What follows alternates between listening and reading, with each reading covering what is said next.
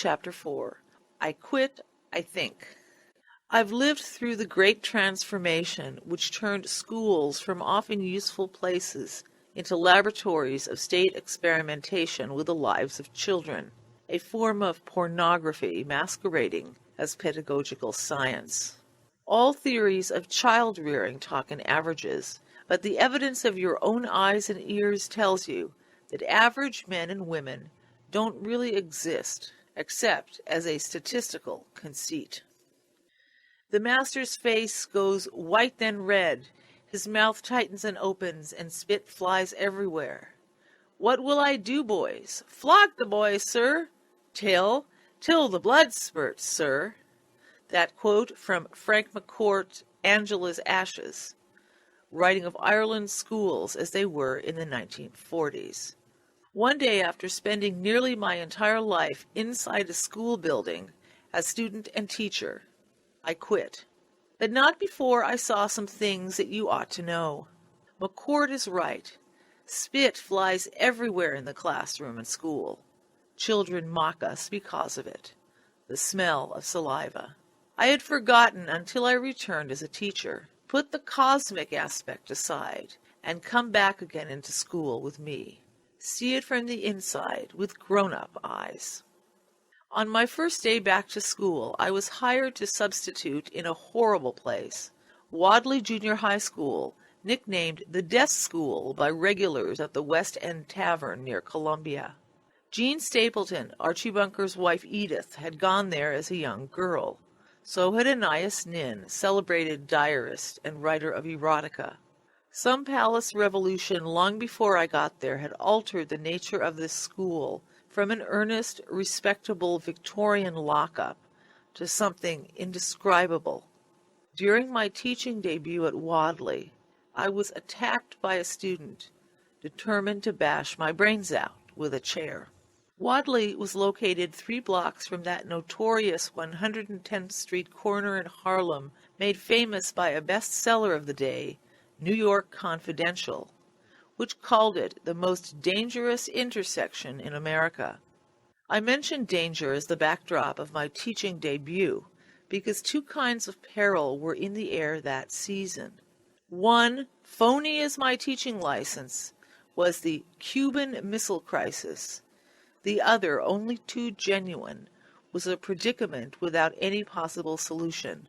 A deadly brew compounded from 1,200 black teenagers penned inside a gloomy brick pile for 6 hours a day, with a white guard staff, misnamed faculty, manning the light towers and machine gun posts. This faculty was charged with dribbling out something called curriculum to inmates, a gruel so thin Wadley might rather have been a home for the feeble-minded than a place of education. My own motive in being there was a personal quest. I was playing hooky from my real job as a Madison Avenue ad writer, flogging cigarettes and shaving cream, a fraternity boy's dream job. Not a single day without beefeater martinis, then the preferred ad man's tipple. Not a morning without headache. Not a single professional achievement worth the bother. I was hardly a moralist in those days, but I wasn't a moron either. Thoughts of a future composed of writing 50 words or so a week, drunk every day, hunting sensation every night, had begun to make me nervous. Sitting around the West End one weekend, I decided to see what school teaching was like. Harlem then was an ineffable place, where the hip white in-crowd played in those last few moments before the fires and riots of the 1960s broke out. Black and white still pretended it was the same high-style Harlem of the World War II years, but a new awareness was dawning among teenagers. Perhaps Mama had been sold a bill of goods about the brighter tomorrow progressive America was arranging for black folks, but the kids knew better. The natives are restless. That expression I heard 6 times in the single day I spent at Wadley the Death School. Candor was the style of the moment among white teachers who comprised 100% of the faculty, and with administrators in particular. On some level, Black kids had caught on to the fact that their school was a liar's world, a jobs project for seedy white folk. The only blacks visible outside Harlem and its outrigger ghettos were maids, laborers, and a token handful stuffed into make-work government occupations, in the theater, the arts, or civil service. The notable exception consisted of a small West Indian business and professional elite which behaved itself remarkably like upper-class whites, exhibiting a healthy dose of racial prejudice, itself built on skin color and gradations, lighter being better. British manners made a difference in Harlem, just as they did elsewhere. The great ad campaigns of the day were overwhelmingly British. Men in black eye patches wearing Hathaway shirts, whose grandfathers fought at Mafeking, curiously delicious Schweppes, Commander Whitehead ads for Rolls cars where the loudest noise you heard was the ticking of the electric clock. The British hand in American mid-20th century life was noticeably heavy. 1,200 Wadley black kids had no trouble figuring out what recolonization by the English meant for them. I had no clue of this, of course, the day I walked into a school building for the first time in 9 years. A building so dark, sour, and shabby, it was impossible to accept that anyone seriously thought kids were better held there than running the streets. Consider the orders issued me and under which I traveled to meet 8th graders on the 2nd floor. Good morning, Mr. Gatto. You have typing. Here is your program. Remember, they must not type. Under no circumstances are they allowed to type. I will come around unannounced to see that you comply. Do not believe anything they tell you about an exception. There are no exceptions. Picture the scene. An assistant principal, a man already a living legend throughout the school district, a man with a voice of command like Ozymandias, dispatching young Gatto, who only yesterday wrote the immortal line, "Legs are in the limelight this year" for a hosiery ad, into the dark tunnels of the desk school with these words, "Not a letter, not a numeral, not a punctuation mark from those keys, or you will never be hired here again. Go now." When I asked what I should do instead, with a class of 75, he replied, "Fall back on your resources. Remember, you have no typing license." Off I went up the dark stairs, down the dark corridor. Opening the door, I discovered my dark class in place. An insane din coming from 75 old black Underwoods, Royals, Smith Coronas, clacka, clacka, clacka, click, click, click, click, ding, slam, crack. 750 black fingers dancing around under the typewriter covers. 150 hammering hands clacking louder by far than I could bellow. "Stop typing! No typing allowed! Don't type! Stop! Stop, I say! Put those covers on the machines!" The last words were intended for the most flagrant of the young stenographers who had abandoned any pretense of compliance. By unmasking their instruments, they were declaring war. In self-defense, I escalated my shouting into threats and insults, the standard technical remedy of teachers in the face of impending chaos, kicked a few chairs, banged an aluminum water pitcher out of shape, and was having some success curtailing rogue typers, when an ominous chant of "Oh! Oh!" warned me some other game was now afoot. Sure enough, a skinny little fellow had arisen in the back of the room and was bearing down on me, chair held high over his head. He had heard enough of my deranged screed, just as Middlesex farmers had had enough of British lip and raised their chairs at Concord and Lexington. I too raised a chair and was backing my smaller opponent down, when all of a sudden I caught a vision of both of us as a movie camera might. It caused me to grin, and when I did, the whole class laughed and tension subsided. "Isn't this a typing period?" I said. "Why don't you start typing?" Day 1 of my 30-year teaching career concluded quietly, with a few more classes to which I said at once, "No goofing off, let's type." And they did. All the machines survived unscathed. I had never thought much about kids up to that moment, even fancied I didn't like them. But these bouts of substitute teaching raised the possibility I was reacting adversely not to youth, but to invisible societal directives ordering young people to act childish, whether they want to or not. Such behavior provides the best excuse for mature oversight. Was it possible I did like kids, just not the script written for them?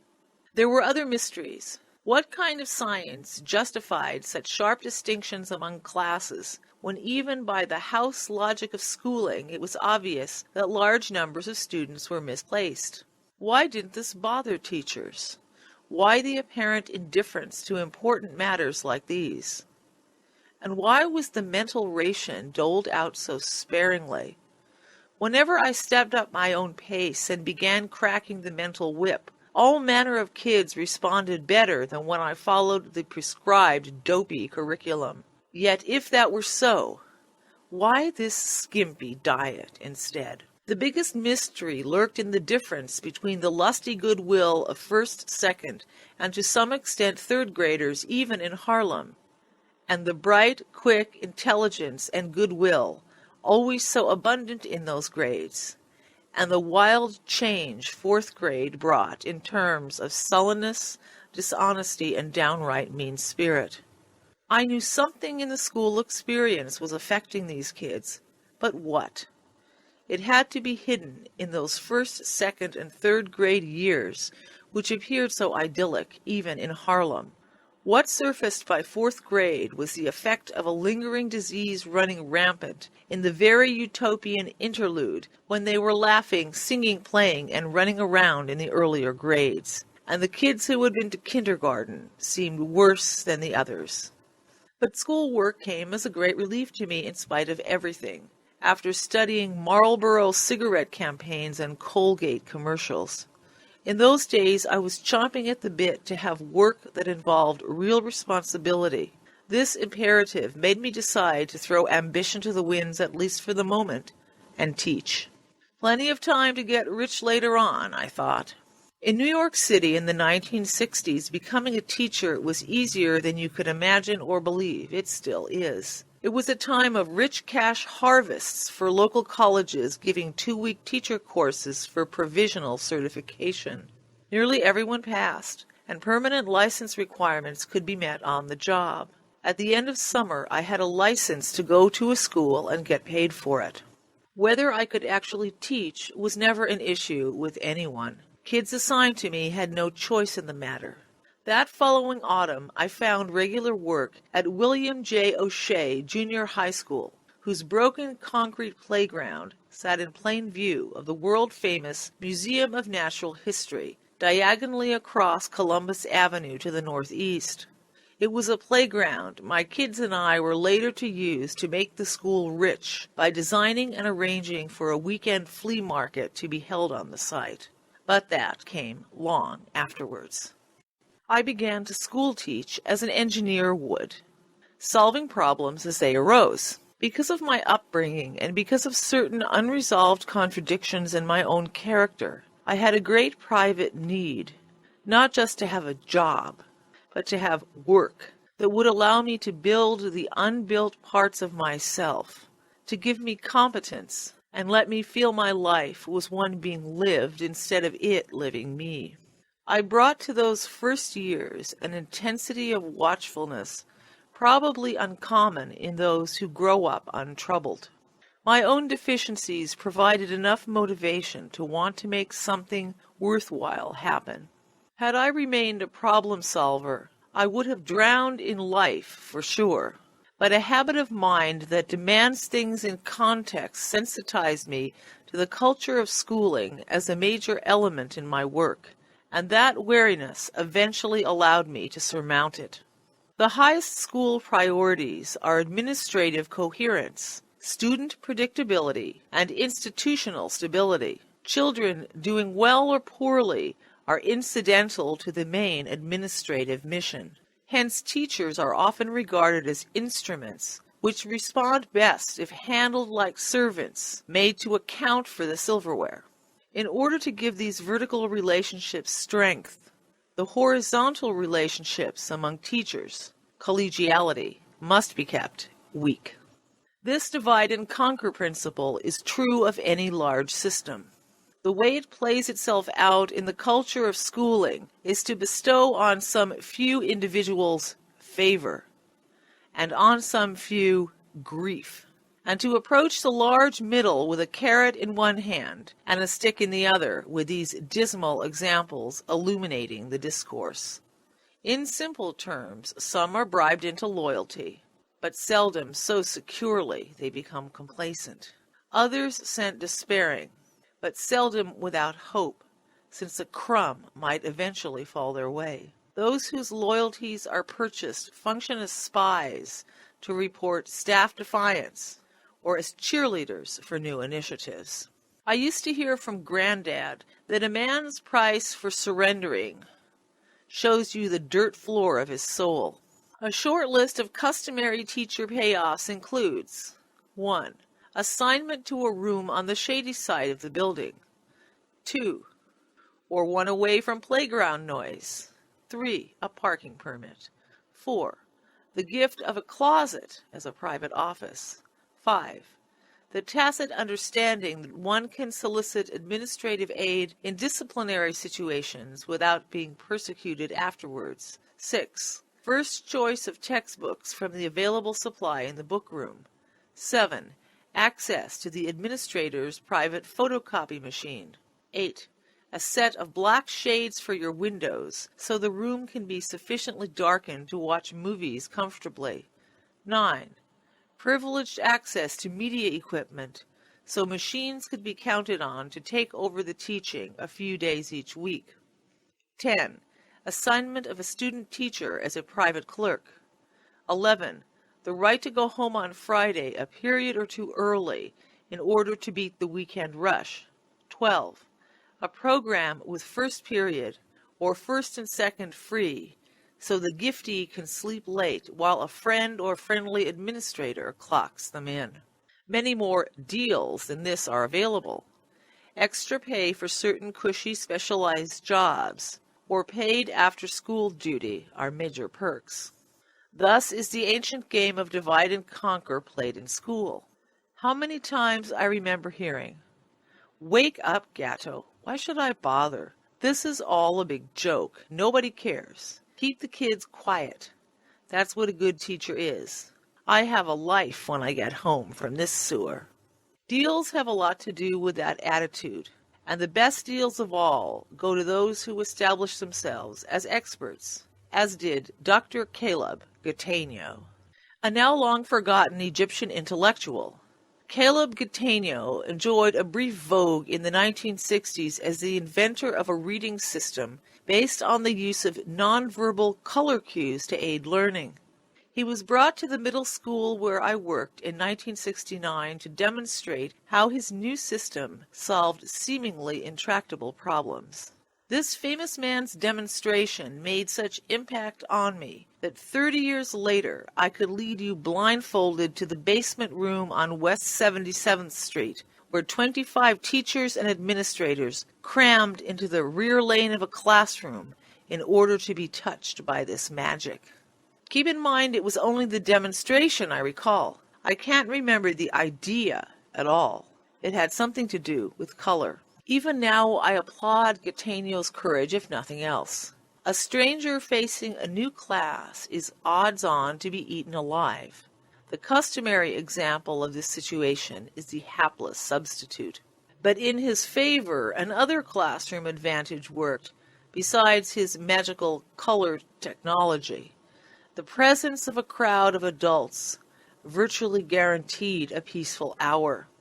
Children are familiar with the adult swarming through the twice-a-year visitation days of parents.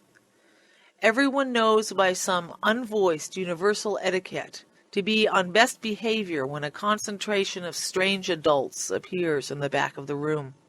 On the appointed day, at the appointed hour, we all assembled to watch the great man put children through their paces. An air of excitement filled the room. From the publicity buildup, a permanent revolution in our knowledge of reading was soon to be put on display. Finally, with a full retinue of Foundation officers and big bureaucrats, Dr. Caleb Gattegno entered the arena. I can't precisely say why what happened next happened. The simple truth is I wasn't paying much attention. But suddenly a babble of shouting woke me. Looking up, I saw the visiting expert's face covered with blood. He was making a beeline through the mob for the door as if desperate to get there before he bled to death. As I later pieced together from eyewitness accounts, Dr. Gattegno had selected a student to cooperate with his demonstration, a girl with a mind of her own. She didn't want to be the center of attention at that moment. When Gattegno persisted, her patience came to an end. What I learned in a Harlem typing class years earlier, the famous Egyptian intellectual now learned in a school in the middle of some of the most expensive real estate on earth. Almost immediately after she raked her long fingernails down his well-educated cheeks, the doctor was off to the races, exiting the room quickly, dashing up the staircase into Egyptian history. We were left milling about, unable to stifle cynical remarks. What I failed to hear, then or later, was a single word of sympathy for his travail. Word of the incident traveled quickly through the 3-story building. The event was post-mortemed for days. I should be ashamed to say it, but I felt traces of amusement at his plight, at the money wasted, at the temporary chagrin of important people. Not a word was ever said about Gattegno again in my presence. I read a few pages of his slim volume and found them intelligent, but for some unaccountable reason I couldn't muster enough interest to read on. Probably because there isn't any trick to teaching children to read by very old-fashioned methods, which makes it difficult to work up much enthusiasm for novelty. Truth to tell, the reading world doesn't need a better mousetrap. If you look up his work in the library, I'd appreciate it if you dropped me a postcard explaining what his colorful plan was all about.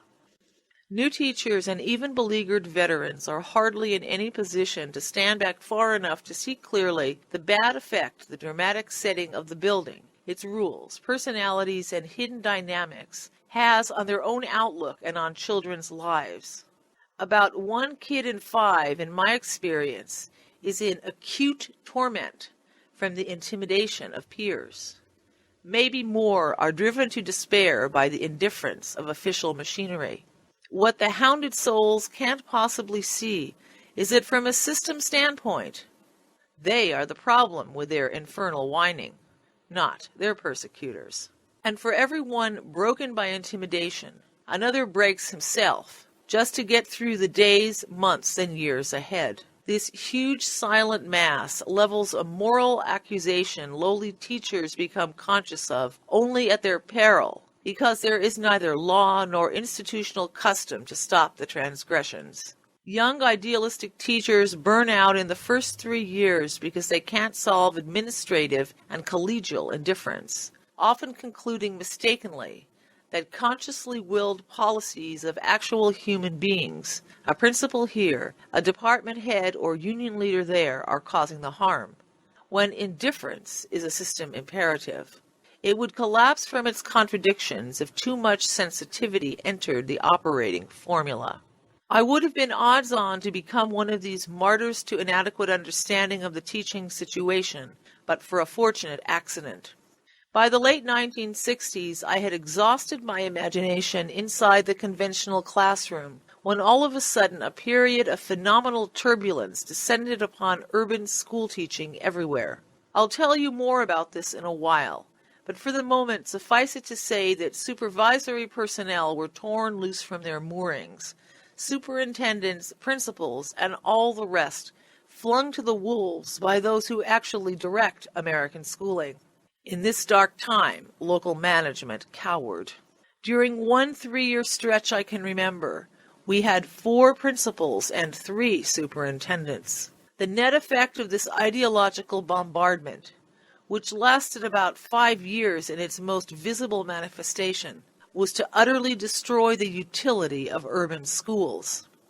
From my own perspective, all this was a godsend. Surveillance of teachers and administrative routines lost their bite as school administrators scurried like rats to escape the wrath of their unseen masters, while I suddenly found myself in possession of a blank check to run my classes as I pleased, as long as I could secure the support of key parents. See 13-year-old Hector Rodriguez as I first saw him. Slightly built, olive-skinned, short, with huge black eyes. His body twisting acrobatically as he tried to slip under the gated defenses of the skating rink on the northern end of Central Park one cold November day. Up to that time I had known Hector for several months, but had never really seen him. Nor would I have seen him but for the startling puzzle he presented by gate crashing with a fully paid admission ticket in his pocket. Was he nuts? This particular skating rink sits in a valley requiring patrons to descend several flights of concrete steps to reach the ice. When I counted bodies at the foot of the stairs, Hector was missing. I went back up the stairs to find Hector wedged in the bars of the revolving security gate. "You little imbecile," I screamed. "Why are you sneaking in? You have a ticket." No answer, but his expression told me his answer. It said, "Why shout? I know what I'm doing. I have principles to uphold." He actually looked offended by my lack of understanding. Hector was solving a problem. Could the interlocking bars of the automatic turnstile be defeated? What safer way to probe than with a paid ticket in hand in case he got caught? Later, as I searched school records for clues to understand this boy, I discovered his short transit on Earth had already left a long outlaw trail behind him. And yet, although none of his crimes would have earned more than a good spanking 100 years earlier, now they helped support a social service empire. By substituting an excessive response for an appropriate minimal reaction, behavior we sought to discourage has doubled and redoubled. It is implicit in the structure of institutional logic that this happens. What's bad for real people is the very guarantee of institutional amorality. At the time of this incident, Hector attended one of the 55 public schools with the lowest academic ratings in New York State, part of a select group threatened with takeover by state custodians. 7 of the 9 rapists of the Central Park jogger, and that should be falsely convicted rapists of the Central Park jogger, a case that made national headlines some years back, were graduates of the school. Of the 13 classes in Hector's grade, a full 9 were of higher rank than the one he was in. Hector might be seen at 12 as an exhausted salmon swimming upstream in a raging current trying to sweep away his dignity. We had deliberately unleashed such a flood by assigning about 1,100 kids in all to 5 strictly graduated categories. First class was called Gifted and Talented Honors. Second class was Gifted and Talented. Third class was Special Progress. Fourth class was Mainstream. Fifth class was Special Ed. These last kids had a cash value to the school 3 times higher than the others, a genuine incentive to find fatal defects where none existed. Hector was a specimen from the doomed category called Mainstream, itself further divided into alphabetized subcategories, A, B, C, or D. Worst of the worst above Special Ed would be Mainstream D, where he reported. Since Special Ed was a life sentence of ostracism and humiliation at the hands of the balance of the student body, we might even call Hector lucky to be Mainstream, though as Mainstream D, he was suspended in that thin layer of mercy just above the truly doomed. Hector's standardized test scores placed him about 3 years behind the middle of the rat pack. This and his status as an absolute cipher, where school activities, sports, volunteer work, and good behavior were concerned, would have made it difficult for anyone prone to be his advocate. But in Hector's case, he wasn't just behind an 8-ball, he was 6 feet under one. Shortly after I found him breaking and entering the skating rink, Hector was arrested in a nearby elementary school with a gun. It was a fake gun, but it looked pretty real to the school secretaries and principal. I found out about this at my school faculty Christmas party, when the principal came bug-eyed over to the potato salad where I camped, crying, "Gatto, what have you done to me?" His exact words. Hector had been dismissed for holiday only that morning. He then hightailed it immediately to his old elementary school, still in session, to turn the younger children loose, to free the pint-sized slaves like a modern Spartacus. Come forward now 1 year in time. Hector in high school, second report card. He failed every subject, and was absent enough to be cited for truancy. But you could have guessed that before I told you, because you read the same sociology books I do. Can you see the Hector trapped inside these implacable school records? Poor, small for his age, part of a minority, not accounted much by people who matter, dumb, in a super dumb class, a bizarre gatecrasher, a gunslinger, a total failure in high school. Can you see Hector? Certainly you think you do. How could you not? The system makes it so easy to classify him and predict his future. What is society to do with its Hectors? This is the boy, multiplied by millions, that school people have been agonizing about in every decade of the 20th century. This is the boy who destroyed the academic mission of American public schooling, turning it into a warehouse operation, a clinic for behavioral training and attitude adjustment. Hector's principal said to the Christian Science Monitor when it made a documentary film about my class and Hector's, "Sure, the system stinks, but John Gatto has nothing to replace it. As bad as the system is, it's better than chaos," close quote. But is the only alternative to a stifling system really chaos? This country has been sold a bill of goods that the problem of modern schooling is Hector. That's the demon we face, that misperception. Under its many faces and shape-shifting rhetoric, forced schooling itself was conceived as a front line in a war against chaos. Horace Mann wrote once to Reverend Samuel May, quote, "Schools will be found to be the way God has chosen for the reformation of the world," close quote. School is the beginning of the process to keep Hector and his kind in protective custody. Important people believe with the fervor of religious energy that civilization can only survive if the irrational, unpredictable impulses of human nature are continually beaten back, confined until their demonic vitality is sapped.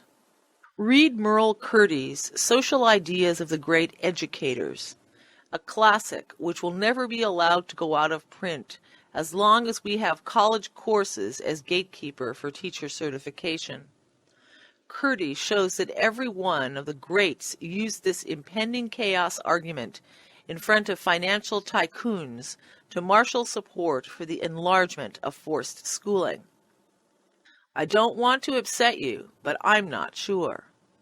I have evidence Hector isn't what school and society make him out to be. Data that will give a startlingly different picture. During the period when the skating incident and school stick-up occurred, Senator Bob Kerrey of Nebraska was putting together an education plank in order to run for his party's presidential nomination. To that end, his office called me to inquire whether I could meet with the senator to discuss an article I wrote, which had been printed in the Congressional Record.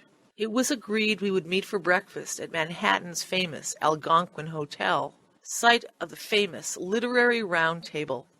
Hector and his close friend Kareem would join us. Our conference lasted 3 hours without any bell breaks. It was cordial but businesslike, with the senator asking hard questions and his assistant a vivacious, attractive woman taking notes. Hector dominated the discussion. Concise, thoughtful, inventive, balanced in his analysis, graceful in his presentation with a full range of sallies, demurs, illustrations, head-cockings, and gestures you might expect from a trained conversationalist. Where had he learned to handle himself that way? Why didn't he act this way in school? As time passed, Hector gravitated bit by bit to the chair where the woman I thought to be Carrie's assistant was sitting. Hector perched in a natural posture on its arm, still apparently intent on the verbal give-and-take, but I noticed he cast a smoldering glance directly down at the lady. By a lucky accident, I got a snapshot of him doing it. It turned out she was the movie star, Deborah Winger. Hector was taking both Washington and Hollywood in stride, while eating a trencherman's breakfast at a class hotel. He proved to be a valuable colleague in our discussion, too. I think the senator would agree. In April of the following year, Hector borrowed $15 from me to buy a pizza for a young woman attending Columbia University's School of International Affairs. As far as Hector was concerned, being a graduate student was only her cover. In his world of expertise as a knowledgeable student of the comic book industry and a talented self-taught graphic artist, she was in reality a famous writer for Marvel Comics. The full details of their liaison are unknown to me, but a brilliant piece of documentary film footage exists of this young woman giving a private seminar to Hector and Kareem under an old oak tree on the Columbia campus.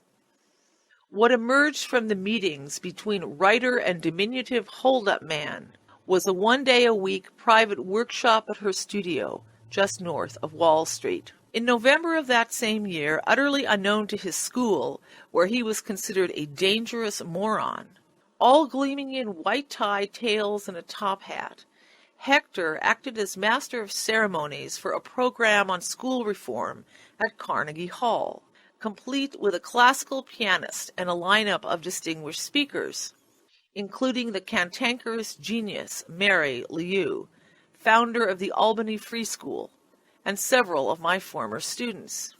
The following spring, just after he produced his unblemished record of failure as a high school freshman, Hector came to me with a job application. An award-winning cable television show was packaging kids into 4-person production teams to make segments for a television magazine format hour like 60 Minutes. Hector wanted to work there. I sprang the bad news on him right away. "Your goose is cooked," I said. "You'll sit down in that interview, and they'll ask you how you're doing in school. You'll say, 'Listen, I'm failing all my subjects, and oh, another thing. The only experience I have with TV is watching until my eyeballs bug out, unless you count the time they filmed me at the police station to scare me.' Why would they want to scare me? I think it was because I held up an elementary school, and they didn't want me to do it again. So you're dead the minute they run your interview on any conventional lines. But you might have a slim chance if you don't follow the form sheet. Don't do what other kids will. Don't send in an application form. Guidance counselors will pass these out by the thousands. Use a typed resume and a cover letter the way a real person would. And don't send it to some flunky. Call up the station. Find out who the producer of the show is. Say in a letter that you're not the greatest sit-down student in the world because you have your own ideas, but you've come to understand film through an intense study of comic art and how it produces its effects. All that is true, by the way. Mention casually you have a private apprenticeship with one of the big names in the comic business, and that you've done consultation work for the famous Nuyorican's Poets Cafe." "I have?" asked Hector. "Sure. Don't you remember all those times you sat around with Roland chewing the fat when he was trying to shoot his film last year? Roland's one of the founders of the Nuyorican. And toss in your emceeing at Carnegie Hall. That ought to set you apart from the chumps. Now let's get on with that resume and cover letter." And sure as I'm sitting here, they'll only get one cover letter and resume. That should buy you an interview. The only way you can squeak through that interview, though, is to convince someone by your behavior that you can do the job better than anyone else. They'll be staring the spots off your every move, your clothing, your gestures, trying to see into your soul. Your goose is cooked if you get caught in a grilling.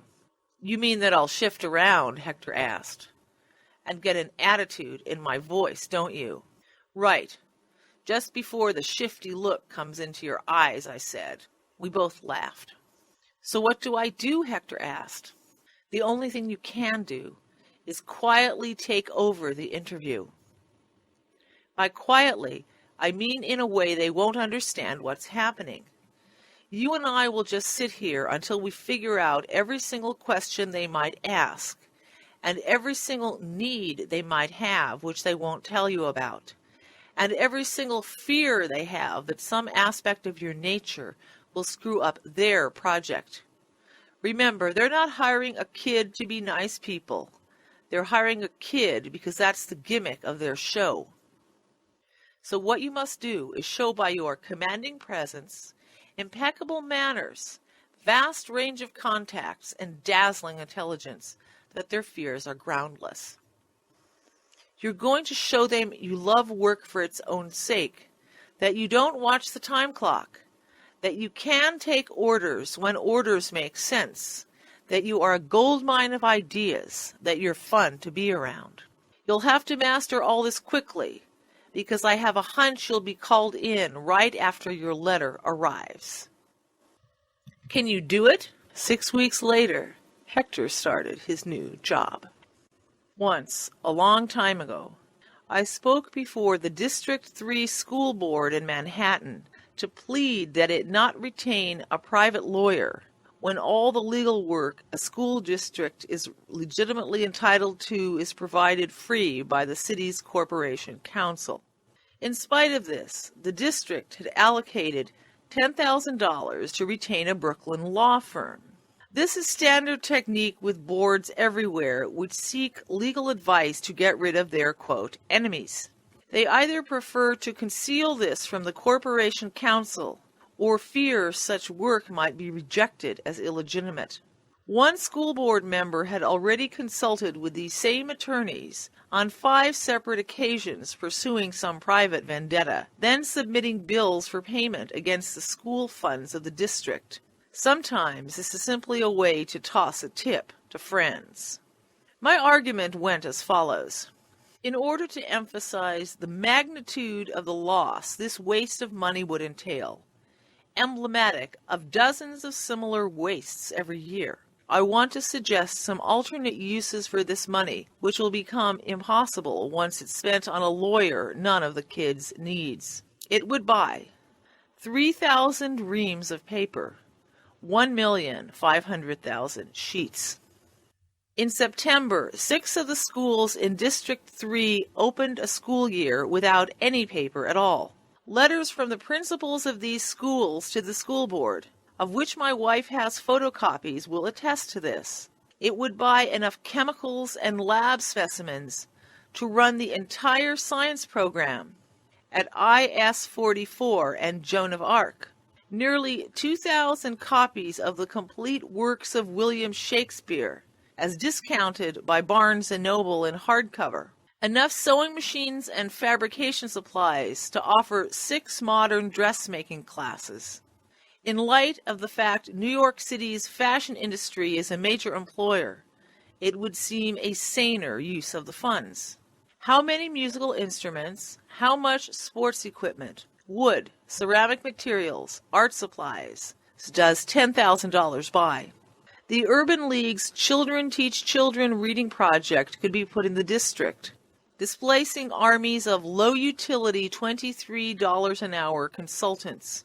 With $10,000, we could pay our own students $1 an hour, receive better value, and see our money in the pockets of kids, not lawyers. Invested in stock, or even 30-year treasury notes as a scholarship fund, this money would return in perpetuity, enough interest yearly to pay a kid's way through City University. The money in question would buy 50,000 pens, 8 computer installations, 200 winter coats for kids who are cold. I concluded with 2 suggestions. First, a referendum among parents to find out whether they would prefer one of the options above or a lawyer. Second, to buy 10,000 lottery tickets so we all could have a thrill out of this potlatch instead of the solitary thrill a Brooklyn lawyer would have banking our check. 4 years later, I appeared before the same school board with the following somewhat darker statement. On September 3, 1986, my teaching license, which I had held for 26 years, was terminated secretly while I was on medical leave of absence for degenerative arthritis. The arthritis was contracted by climbing 80 steps a day to the 3rd floor for more than a year, at the express request of the co-directors, with a badly broken hip held together by 3 large screws. Although papers for a medical leave of absence were signed and filed, these documents were destroyed at the district level, removed from Central Board medical offices. The current management apparently was instructed to deny papers had ever been filed, allowing the strange conclusion that I had simply walked away from a quarter-century of work and vanished. The notice terminating my teaching license was sent to an address where I hadn't lived for 22 years. It was returned marked not known at this address. This satisfied the board's contractual obligation to notify me of my imminent dismissal, however nominally. When I returned to work from what I had no reason to assume wasn't an approved leave, I was informed by personnel that I no longer worked for District 3 and that I could not work anywhere because I no longer had a teaching license. This could only be reinstated if my building principal would testify that he knew that I had properly filed for leave. Since this would involve the individual in serious legal jeopardy, it isn't surprising my request for such a notice was ignored. From September 1987 to April of 1988, my family was plunged into misery as I sought to clear my name. Although I had personal copies of my leave forms at the first hearing on this matter, my building principal and the district personnel officer both claimed their signatures on the photocopies were forgeries. My appeal was denied. Just before the second hearing in March, a courageous payroll secretary swore before a public official that my leave extensions had always been on file at Lincoln, signed by school authorities. She testified that attempts had been made to have her surrender these copies, requests she refused. Production of her affidavit to this at my third hearing caused an eventual return of my license and all lost pay. At the moment of disclosure of that affidavit, during a third grievance hearing, the female co-director shouted in an agitated voice, "The district doesn't want him back." I am asking for an investigation of this matter because my case is far from the only time this has happened in District 3. Indeed, all over New York, this business is conducted so cynically that administrators violate basic canons of decency and actual law with impunity because they know the system will cover for them, no matter how culpable their behavior. No comment was ever forthcoming from that Board of Education. 2 years after my restoration, I was named New York City Teacher of the Year. 2 years after that, New York State Teacher of the Year. A year later, after addressing the Engineers Colloquium at NASA Space Center, invitations poured in to speak from every state in the Union and from all over the world. But the damage my family sustained carried lasting effects. Yet I proved something important, I think. On looking back at the whole sorry tapestry of the system as it revealed itself layer by layer in my agony, what was most impressive wasn't its horrifying power to treat me and my family without conscience or compassion, but its incredible weakness in the face of opposition. Battling without allies for 30 years, far from home and family, without financial resources, with no place to look for help except my native wit, nor for courage except to principles learned as a boy in a working-class town on the Monongahela River, I was able to back the school creature into such a corner that it was eventually driven to commit crimes to get free of me. What that suggests is cause for great hope. A relative handful of people could change the course of schooling significantly by resisting the suffocating advance of centralization and standardization of children, by being imaginative and determined in their resistance, by exploiting manifold weaknesses in the institution's internal coherence, the disloyalty its own employees feel toward it. It took 150 years to build this apparatus. It won't quit breathing overnight. The formula is to take a deep breath, then select 5 smooth stones and let fly. The homeschoolers have already begun. I've lived through the great transformation which turned schools from often useful places, if never the essential ones school publicists claimed, into laboratories of state experimentation. When I began teaching in 1961, the social environment of Manhattan schools was a distant cousin of the Western Pennsylvania schools I attended in the 1940s, as Darwin was a distant cousin of Malthus. Discipline was the daily watchword on school corridors. A network of discipline referrals, graded into an elaborate catalog of well-calibrated offenses, was etched into the classroom heart. At bottom, hard as it is to believe in today's school climate, there was a common dedication to the intellectual part of the enterprise.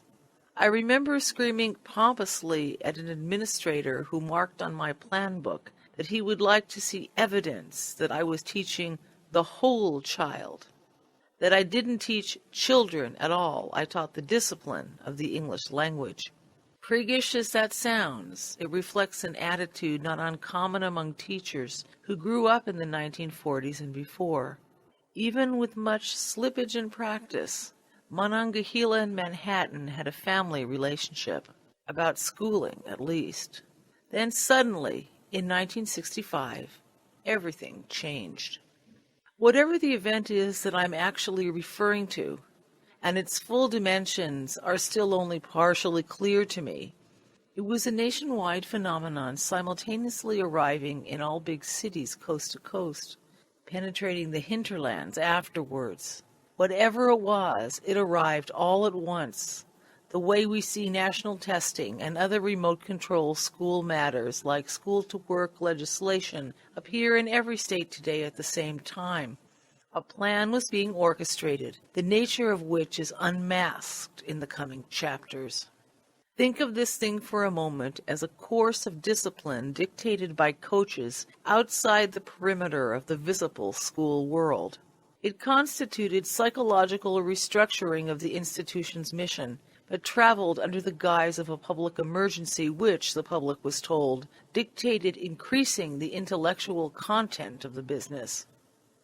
Except for its nightmare aspect, it could have been a scene from a farce, a swipe directly from Orwell's 1984 and its fictional tele-announcements that the chocolate ration was being raised every time it was being lowered. This reorientation did not arise from any democratic debate, nor from any public clamor for such a peculiar initiative. The public was not consulted or informed.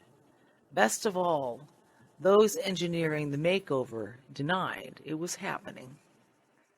I watched fascinated as over a period of 100 days, the entire edifice of public schooling was turned upside down. I know there was no advance warning to low-level administrators like principals either, because I watched my first principal destroy himself trying to stem the tide. A mysterious New Deal was the order of the day. Suddenly, children were to be granted due process before any sanction, however mild, could be invoked. A formal schedule of hearings, referees, advocates, and appeals was set up. What might on paper have seemed only a liberal extension of full humanity to children was actually the starting gun for a time of mayhem. To understand this better, reflect a minute on the full array of ad hoc responses to wildness, cruelty, or incipient chaos teachers usually employ to keep the collective classroom a civil place at all. In a building with 100 teachers, the instituting of an adversarial system of justice meant that within just weeks, the building turned into an insane asylum. Bedlam, without a modicum of civility anywhere.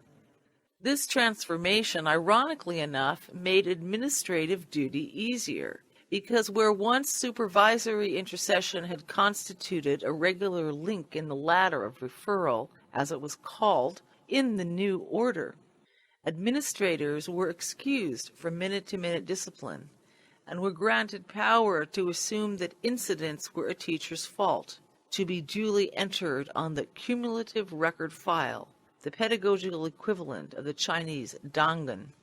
There was a humorous aspect to what transpired over the next few years. I had no particular trouble keeping a lid on things, but for teachers who counted upon support from administrative staff, it was a different story. Now, if they asked for a hand, often they were pressured to resign, or formally charged with bad classroom management, or worst of all, transferred to an even more hideous school in expectation that they would eliminate themselves. Most, under such tension, took the hint and quit. A few had to be pushed. I remember a magnificent math teacher, an older black woman with honors and accomplishments to her name, much beloved and respected by her classes. Singled out for public persecution probably because she acted as an intractable moral force, a strong model teacher with strong principles. Daily investigative teams from the district office watched her classes, busily took notes in the back of her room, challenged her style of presentation openly while children listened. This went on for 2 weeks. Then the administration began to call her students to the school office to interrogate them, one by one, about the teacher's behavior. They coached some kids to watch her during her classes, coached them to look for any telltale signs she was a racist. Parents were called and offered an option of withdrawing their kids from her classes. Broken by the ordeal, one day she vanished. When my wife was elected to the district school board, one of her first actions was to gain access to the superintendent's private files without his knowledge. Some of those records concerned details of official cases of harassment. Dozens of employees had been similarly purged, and dozens more were under investigation in this gulag on West 95th Street. Contacting these people in private, it became clear to me they were far from the worst teachers around. Indeed, some were the best. Their relative prowess had emboldened them to speak out on policy matters, and so marked them for elimination. One principal, whose school was the most successful reading environment in the district, received similar treatment, ultimately sentenced to an official Siberia in Harlem, given no duties at all for the 2 years more he lasted before quitting. His crime, allegedly striking a girl, although there were no witness to this but the girl, a student who admitted breaking into the light control panel room in the auditorium where the offense is supposed to have occurred. His real crime was his refusal to abandon phonetic reading methodology and replace it with a politically mandated whole word substitute. I escaped the worst effects of the bloodbath. Mostly I minded my business, trying to ignore the daily carnage. In truth, I had no affection for the old system being savaged, and chaos made it easier for me to try out things that worked. On balance, I probably did my best work during those turbulent years as a result of the curious smokescreen they provided. But accounts are not so simple to balance overall. If I regarded run-of-the-mill school administrators as scared rabbits or system flunkies, the reformers I saw parading through the building corridors looked like stormtroopers and made my skin crawl. On several occasions, energetic efforts were made by these people to recruit my assistance as an active ally. All such appeals I politely refused. True belief they had, but for all of it they seemed like savages to me, inordinately proud of their power to cause fear, as willing to trample on the decencies as the people they were harassing as indecent. However, it seemed just possible something good might actually emerge from the shake-up underway. About that, I was dead wrong. As the project advanced, schools became noticeably worse. Bad to begin with, now they mutated into something horrible. What shape began to emerge was a fascinating echo of the same bureaucratic cancer which dogged the steps of the French, Russian, and Chinese revolutions. Do-nothing administrators and non-teaching teachers multiplied like locusts. With them came an entirely new class of school teacher, one aggressively ignorant, cynical, and often tied to local political clubs. New categories of job descriptions sprang up like weeds. My own school fell victim to a politically correct black gym teacher imported from New England to be its principal. 2 school-wide riots followed his installation. Mass marches on City Hall transpired, in which local politicians instrumental in the man's selection used school children as unwitting cadres to lobby their favorite schemes in newsworthy Children's Crusade fashion. A small band of old-fashioned teachers fought rearguard actions against this, but time retired them one by one until, with only an occasional exception, the classrooms of Community School District 3, in one of the most prosperous neighborhoods on earth, became lawless compounds, job projects for the otherwise unemployable. I need to wrap this up so we can get on with things. I have to skip the full story of the Hells Angel math teacher who parked his Harley hog outside the door of his classroom, and when the principal objected, told him in front of startled witnesses that if the man didn't shut his mouth, the number-crunching cyclist would come to his home that evening, pour gasoline under his front door, and set his house on fire. I have to skip the hair-raising stories of not one, but 3 junior high school teachers I knew quite well who married their students. Each, spotting a likely 13-year-old, wooed the respective girl in class and married her a few years later.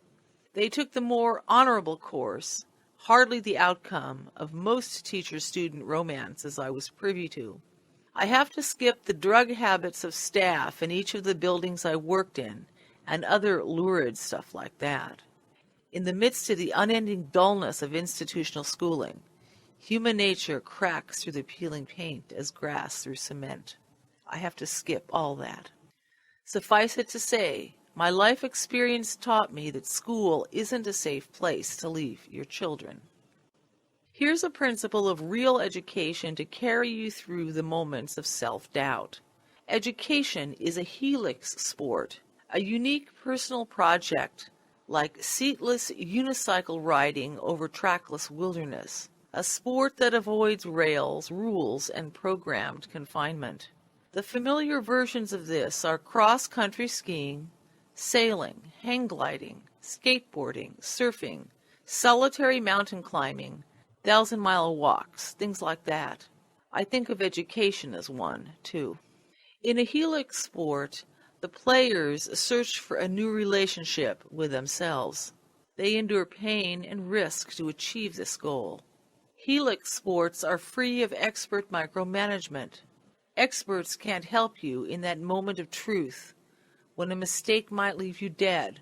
Helix sports are a revolt against predestination.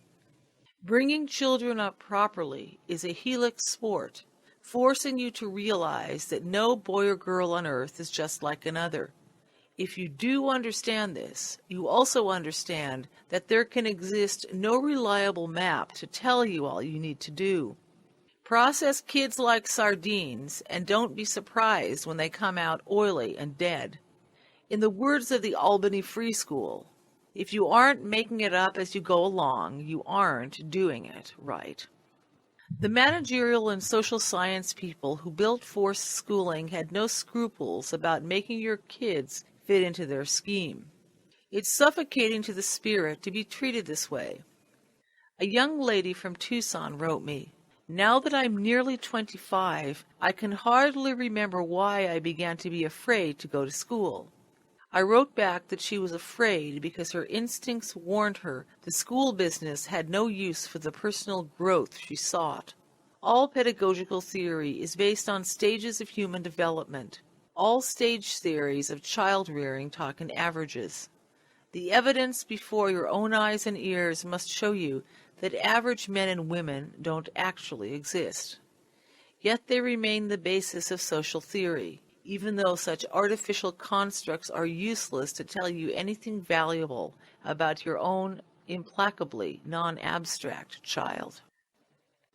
One day, after 30 years of this, I took a deep breath and quit.